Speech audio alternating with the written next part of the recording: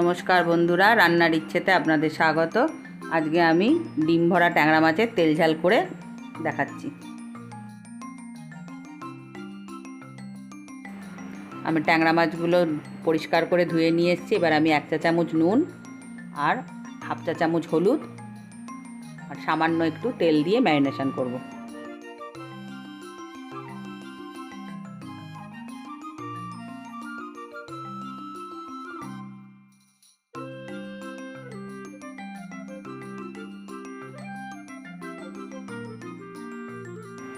আমি আপনাদের এবার একটা মিক্সিতে পেস্ট করে দেখাচ্ছি। তার মধ্যে আমি 1 চা চামচ জিরে দিলাম আর 4-6টা শুকনো লঙ্কা দেব আর একটা ছোট রসুন গোটা, সেটা আমি ছাড়িয়ে পরিষ্কার করে কোয়াগুলো দিলাম। আর 1 ইঞ্চি আদা আমি স্লাইস করে কেটে ওর মধ্যে দিয়ে একটা পেস্ট তৈরি করছি। একটু স্মুথ করবেন পেস্টটা, যাতে খিঁচ না থাকে কিছু, তাতে একটু স্বাদটা ভালো হবে সেই জন্যে।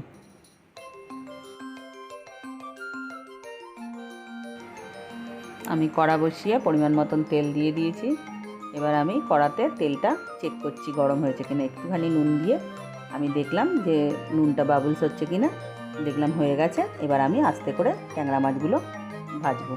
ট্যাংরা মাছ আমি চাপা দিয়ে ভাজবো, কারণ ট্যাংরা মাছ তো তেলে দিলে ছিটকোয়, সেই জন্য আমি ট্যাংরা মাছ আস্তে এক এক করে চাপা দিয়ে দিয়ে সব মাছ কটা ভেজে নিচ্ছি। দেখুন আমার মাছগুলো ভাজা হয়ে গেছে। এবার আমি মাছগুলো এক এক করে তুলে নিচ্ছি। এবার মাছগুলো দেখুন আমি খুব কড়া করে ভেজেছি, কারণ একটু কড়া করে ট্যাংরা মাছ ভাজলে ট্যাংরা মাছের যে গন্ধ, সেই একটা স্মেল থাকে গন্ধের একটা, যাই হোক সেই গন্ধটার জন্য অনেকেই মাছ খায় না। সেই জন্য একটু কড়া করে ভাজলে ট্যাংরা মাছটা সবাই খেতে পারবে, সেই জন্যই আমিও একটু কড়া করেই ভেজেছি। এই দেখুন আমি আপনাদেরকে দেখাচ্ছি। এবার ওই তেলেতেই আমি 4টে ছোটো এলাচ মুখটা ছিলে দিয়েছি আর একটা ছোটো চামচের 1 চামচ কালো জিরে। একটু ভাজা গন্ধ হওয়া পর্যন্ত একটু তেলটা নেড়ে নিয়ে তারপর আমি ওখানে 1.5খানা পেঁয়াজ পেস্ট করে রেখেছিলাম আগের থেকেই, সেই 1.5খানা পেঁয়াজের পেস্ট আমি ওই তেলে দিয়ে একটু ভাজা ভাজা হওয়া পর্যন্ত আমি নাড়াচাড়া করব।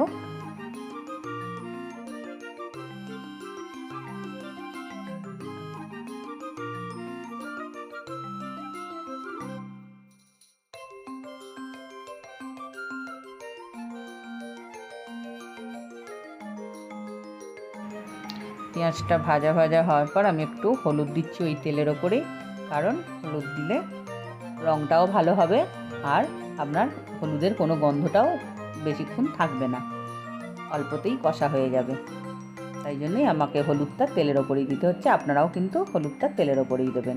তারপর আমি যে পেস্টটা বানিয়ে রেখেছিলাম জিরে, শুকনো লঙ্কা, রসুন, আদার, সেই পেস্টটা আমি এবার ওই পেঁয়াজের ওপর দিয়ে দিচ্ছি। দিয়ে এবার এটাকে হালকা হাতে একটু আঁচ কম করে করে কষতে হবে, যাতে পোড়া গন্ধ না হয়। একটু সাবধানে দেখে করবেন, আমিও সেইভাবেই করছি। দেখুন বন্ধুরা, এবার নাড়াচাড়া করছি আস্তে আস্তে তেল ছাড়া পর্যন্ত ওটাকে কষতে হবে। এইটা কষতে কষতে আমি একটু গ্যাসটা আস্তে করে দিয়ে আমি এখানে একটু কাশ্মীরি লঙ্কা গুঁড়ো দিলাম, যাতে একটু কালারটা ভালো হয় আর দেখতেও ভালো লাগে। সেই জন্য এবার আমি এটাকে তেল ছাড়া পর্যন্ত কষতে থাকবো।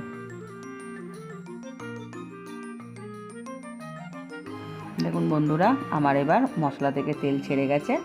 এবার আমি একটা বড় টমেটো পেস্ট করে রেখেছিলাম, সেই পেস্টটা আমি দিয়ে দিলাম।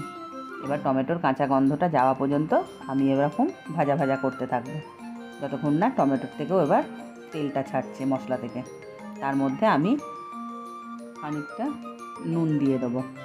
আমি কিন্তু প্রথম থেকে একটুও নুন ব্যবহার করিনি, আপনাদের আন্দাজ মতন আপনারাও নুন দেবেন।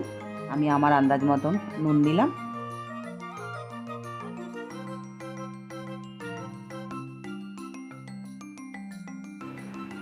এবার টমেটোটার কাঁচা গন্ধ যাওয়া পর্যন্ত আমি কষছিলাম বন্ধুরা। এবার আমার টমেটোর কাঁচা গন্ধও চলে গেছে, মশলা থেকে তেলও ছেড়ে দিয়েছে। এবার আমি গরম জল দেব। আমি গরম জল রেডি করেই রেখেছিলাম, কেন আমি একটু রান্নায় গরম জল দিই, তাতে একটু রান্নার টেস্টও ভালো থাকে আর রান্নাটা তাড়াতাড়ি হয়ে যায়। সেই জন্য আপনারাও পারলে একটু গরম জলই ব্যবহার করবেন, তাতে আপনাদেরও সুবিধে, রান্নাটা একটু চটজলদিও হয়ে যাবে। এবার গরম জল দিয়ে আমি এটা মশলাটা একটু সুন্দর করে সমান করে ভালো করে ঠিকঠাক করে দিয়ে কড়াতে আমি কড়াটা একটু চাপা দিয়ে দেবো ঝোলটা ফুটে ওঠা পর্যন্ত। আর একটু আমি সামান্য 2-4 দানা একটু চিনি দিলাম বন্ধুরা, কেননা টমেটোর টকটা নুনও দিয়েছি, আর ব্যালেন্সটা একটু যাতে ঠিকঠাক থাকে সেই জন্য আমি সামান্য 2-4 দানা চিনি দিলাম। আপনারা যদি না চান তাহলে দেবেন না, তাতেও কোনো অসুবিধা নেই। আমি এবার ঢাকাটা দিয়ে দেবো।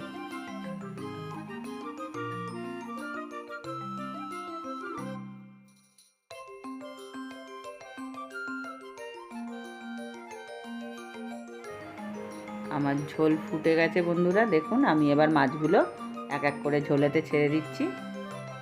এবার ঝোলটা ফুটছে, মাছগুলো আমি এক এক করে পাতিয়ে দিলাম। এবার ঝোলটা ভালো করে যাতে মাছের মধ্যেও যায়, সেই জন্য মাছটাও যাতে একটু নরম হয়, কারণ আমি তো মাছটা খুব কড়া করে ভেজেছিলাম, যাতে মাছটা একটু নরম হয়, খেতেও ভালো লাগবে তার জন্য। তাই আমি এটাকে একটু ভালো মতনই ফুটিয়ে নেবো, একটু চাপা দিয়ে দেবো যাতে মাছটা একটু নরমটা তাড়াতাড়ি হয়ে যায়।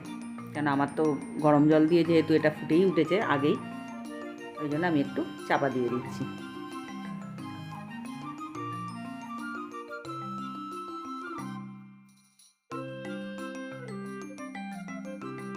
আমি ঢাকনা খুলে একটু ধনেপাতা দিয়ে দিচ্ছি, যাতে ধনেপাতা দিয়ে একটু নাড়াচাড়া করে নিচ্ছি, যাতে গ্রেভিতে ও মাছেতে ধনেপাতার গন্ধটা চলে যায়।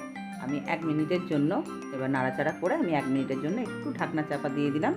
তারপর আমি আপনাদেরকে পরিবেশন করে দেখাচ্ছি।